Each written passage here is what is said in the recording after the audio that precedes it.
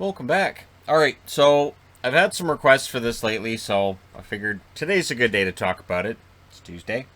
And so what I've done is I've arranged this board by the NHL standings, official NHL standings, put the number that everybody finished this year, with the idea of looking at if the divisions have been the way they were supposed to be this year, which ones would have been the strongest and the weakest and all of that. And it ends up giving quite the picture, because in the end, you want your team to be holding up this. Now, this isn't the actual, I'm not a giant. This isn't the actual Stanley Cup. I didn't, wipe all the names off or anything. It's amazing how quickly you get fingerprint marks on this. You know, the guy whose job it is to clean the cup, I now understand why every single time you see him with the cup, he's wiping it down, because it gets fingerprints easy. So, I want to talk about the divisions, and it really shows why. And I'm wearing San Jose for a reason, because yesterday, it came out again. San Jose doesn't want to rebuild. They think they can be back in contention next year. Based on their division, they have a point. Now, what's going to make things interesting is next year we're back to the normal way of doing things. The top three in each division makes the playoffs, and then you have the two wildcards. You'll be playing likely 4 against your own division, 3 against the other division in your conference, and then 2 against the other conference. We go back to the Pacific, the Central, the Metropolitan, the Atlantic. Everybody's happy, right? Well, kind of. I think what this year showed as well is, yes, the East is stronger than the West. That's been the talk for years. I've always thought, yeah, that's probably accurate. And I think this year showed, yeah, the East is stronger than the West. So we'll start out in the Pacific, because that's how I set this up. Pacific, Central, Metro, and Atlantic. That seems to be the way normally the divisions are listed, right? So in the Pacific, you got Vegas, who are number 2 overall in the NHL. They lose in the semifinal against Montreal in 6, right? They have problems getting over the hump. They have problems with scoring in the playoffs. And that's their undoing for the second year in a row, is that they're not able to get those goals from their forwards that they need. But Vegas, contender? Sure. I can say, yeah, they're a contender. The only other team in this division that qualified for the playoffs this year, they were number 11 overall in the NHL, again, official NHL standings, is the Edmonton Oilers, who got swept in the first round by the Winnipeg Jets. So, and the question of whether or not the Oilers are a contender, I don't think this year necessarily gave you an answer that would have been different than what you thought. If you came into this year thinking the Oilers are a contender, you can still think that. If you come into this year thinking, nah, they're not, this year likely told you, yeah, they're still not. But Calgary would have been third, again, by the way the records worked out, 20th overall in the NHL, but by virtue of being third, they would have made the playoffs, and we would have got Edmonton and Calgary in the first round. So that's where things are interesting. Arizona, 22nd overall, of course didn't make the playoffs. Vancouver, 24th overall. LA, 25th. San Jose, 26th. And Anaheim, 30th in the National Hockey League. But again, Seattle comes into this division next year. Arizona, who were 4th, 22nd overall, they move into the Central. Now, 22nd overall gets you 4th in the Pacific. 22nd overall gets you 8th in the Central. So yeah, Arizona, their road gets a little more difficult. And again, I do think that for the California teams, their records were worse than they would have been over a normal season. It's likely that for Vegas and Colorado, their records were better than what they would have been over a normal season. But we can only go by what we saw, right? So I can understand why San Jose looks at this division and says, you know what, we make the right moves, we tinker a little bit, we might be able to finish as high as 2nd or 3rd. There's no reason to tell people we're going to blow it up. And again, they've got some long-term contracts that they can't really get rid of. So a rebuild in San Jose, it's a hard sell. It's a really hard sell. And you've got veterans on the team that have straight up said no. So yeah, we'll see what happens with them. But we'll go over to the Central, where Arizona's going to be next year. And this has got to be rough, because geographically, they're closer to most of these locations than these as well. So the travel gets worse. Colorado finishes first in the league. They lost in the second round to Vegas in 6. I did color code which round they lost in. And then there's Minnesota, who were 9th overall. They lost in the first round to Vegas in 7. Nashville, they were 13th overall. They lost in the first round to Carolina in 6. So again, by traditional standards, you'd have Minnesota and Nashville in the first round as the 2-3 matchup. Winnipeg finished 4th in the division. Again, using those standings of 14th overall. They lost in round 2 to Montreal in 4 straight. 15th overall was St. Louis. They lost in the first round to Colorado in 4.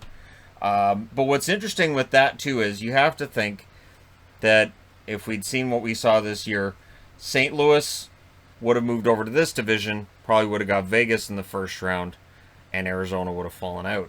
You would have had Winnipeg against Colorado, Minnesota against Nashville. You would have had three Canadian teams in the playoffs in the Western Conference, and one of them guaranteed a spot in the second round. Dallas, 17th overall, didn't make the playoffs. 21st overall, Chicago. So Chicago narrowly beating out Arizona again in the overall standings. So for the Coyotes, best of luck to them. The one thing with the Central is there are some teams you wonder where they're going to be at next year. Is Nashville still going to be very good next year? Are they still going to be a playoff team? Can St. Louis bounce back? Where's Winnipeg going to be at next year? Probably still one of the better teams. Does Kaprizov stay in Minnesota? Because something happens with Kaprizov. Does Minnesota fall right back out? And can Colorado bounce back from what has to be a huge disappointment for them in the playoffs? Could they get off to a slow start this year? And Dallas, does Dallas get healthy? Do they bounce back? So, and with Chicago, the Taves question's out there. If Taves doesn't end up being a guy who can return this year, then you have $10 million in cap space you can go out and spend, right? We'll see what happens. But the other thing, too, I want to come back to the Pacific quickly before I transition over to the East. Seattle has to be looking at these standings this year. If you're Ron Francis, you have to be looking at this division and saying, you know what? We can do something here. We can absolutely make the playoffs next season. Now, they have to hope that Vancouver doesn't have a bounce back, which they could, that LA doesn't make that breakthrough, which is possible, and that San Jose stays as mediocre as they looked for most of this season. But again, because Anaheim, it still looks like you're at least a year off, right? But Seattle has to look at this division and say, yeah, we could realistically finish third at worst if we do things right at the expansion draft with free agency and everything else. We could end up being the third best team in this division, which of course would be very interesting if Vegas and Seattle were both in the playoffs in the Pacific, right? The two newest teams both in the playoffs, I would imagine the comment section would be very welcoming and accommodating of the fact that the two newest teams in the league would be pushing down established long-term teams. That would be perfectly fine. Right. So we'll go over to the Eastern Conference. Carolina, number 3 overall. They lost in the second round to Tampa in 5 games. They would have been first in the Metro again by the points that we had this year. Pittsburgh, number 5 overall. They lost in the first round to the New York Islanders. Again, the New York Islanders who beat them a couple years ago as well. So right behind them at 7th overall, losing in round 1 against Boston, was Washington. Interestingly enough, that would mean you would have had Pittsburgh and Washington against each other in the first round if these had been the standings. So don't be surprised by that.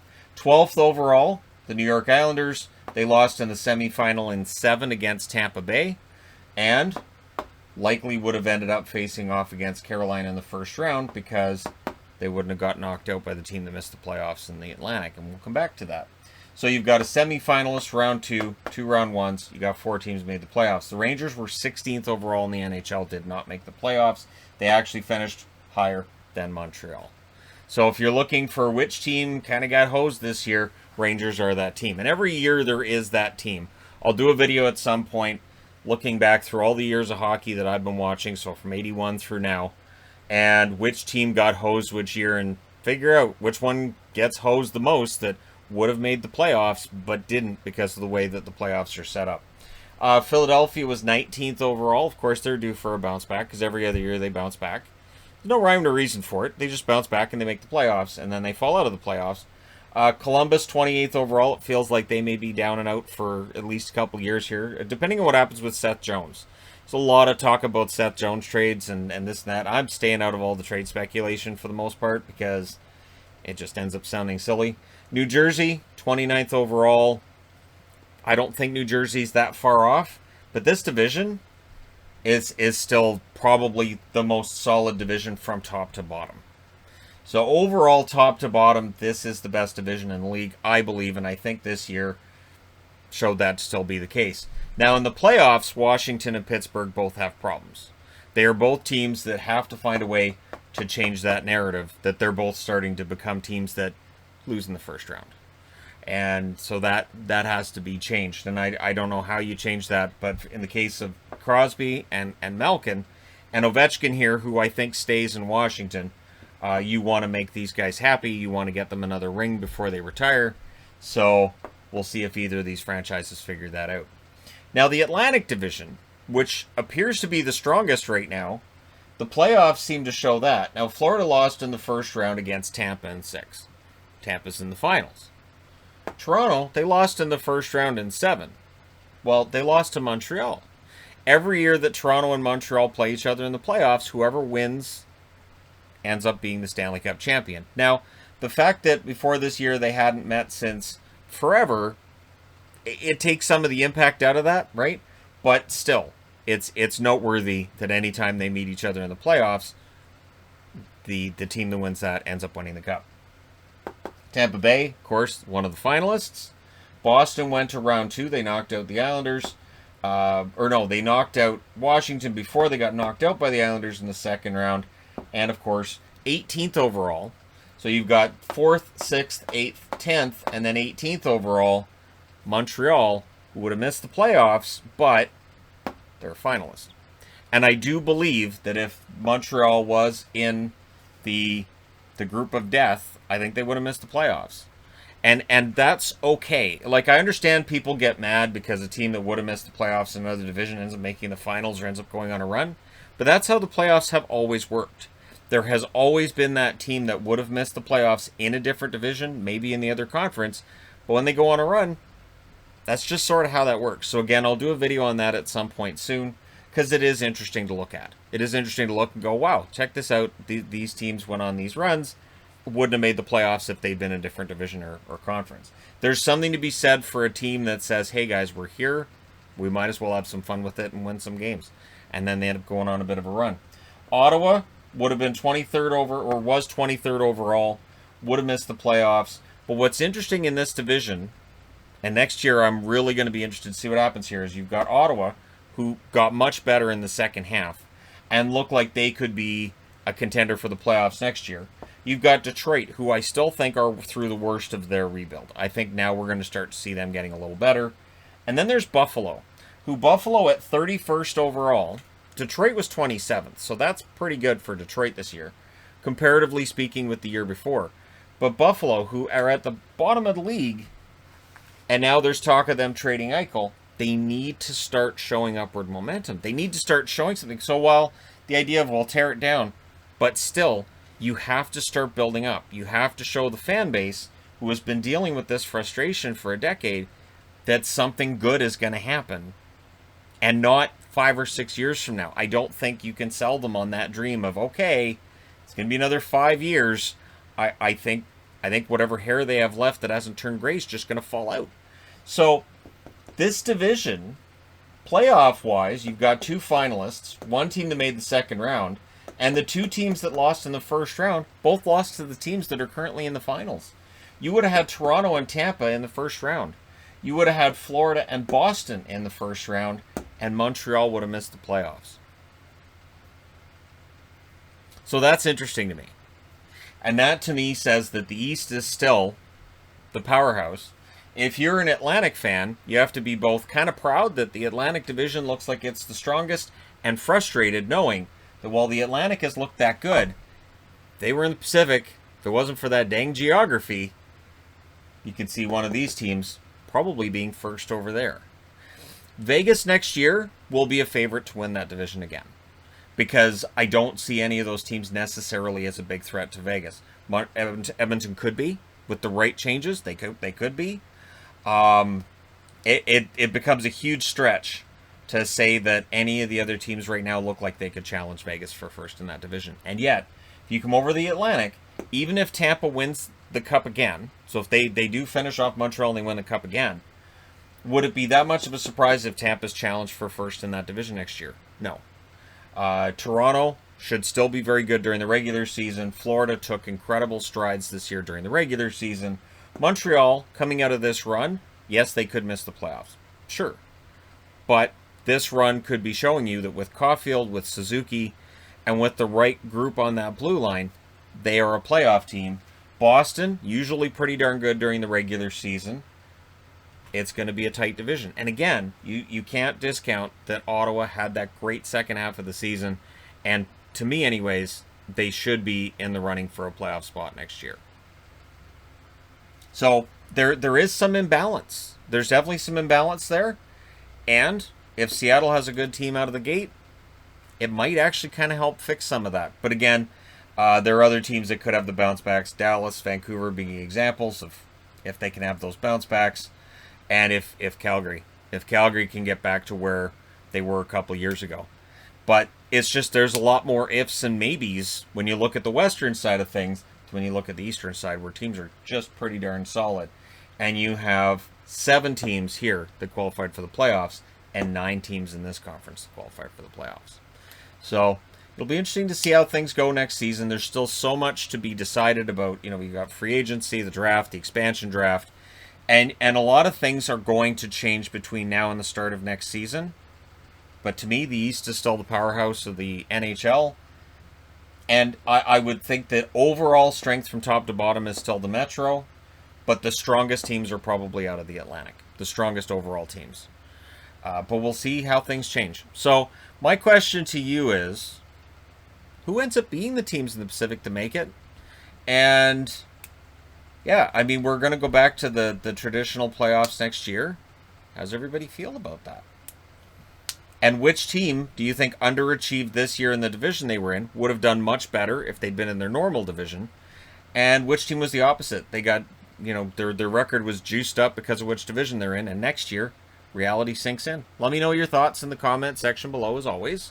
Don't forget to hit like and subscribe. If you're browsing your way through, you just happened upon this video. Thank you guys so much for watching, for all your support. I will talk to you again soon.